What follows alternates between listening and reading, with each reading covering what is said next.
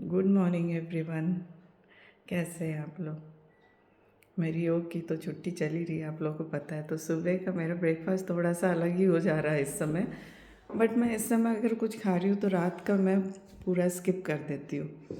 शाम को एक टाइम के बाद 6 बजे के बाद बिल्कुल कुछ नहीं खाती। तो दिन में थोड़ा चीट हो ही रहा है बट खा लेती हूँ।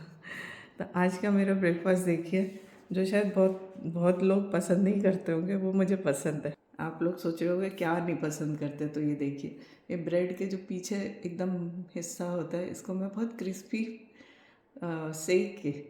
और आज मेरा है कॉफ़ी। कॉफ़ी लाते लाते एकदम छलक गई, पूरा गिर गया प्लेट में। तो मैंने कहा लेकिन फिर भी दिखाऊंगी। तो आज मेरा ब्रेकफास्ट है bread, crispy bread pieces and coffee. So what is yours? Please do reply.